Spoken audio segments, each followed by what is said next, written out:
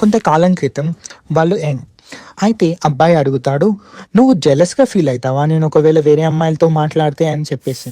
తను సమాధానంగా చిన్నగా నవ్వుతూ అస్సలు జెలస్గా ఫీల్ కాను అని చెప్తుంది.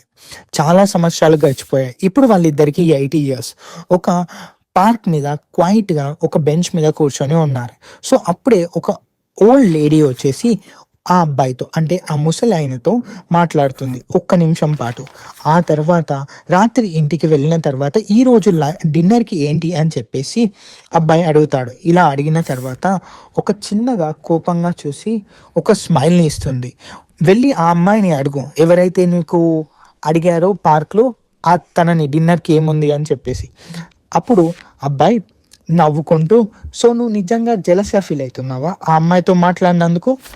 అప్పుడు అమ్మాయి, నేను ఎప్పుడూ జెలస్గా ఫీల్ అయ్యాను, నువ్వెప్పుడే వేరే అమ్మాయిలతో మాట్లాడినా అని చెప్పేసి అంటాడు.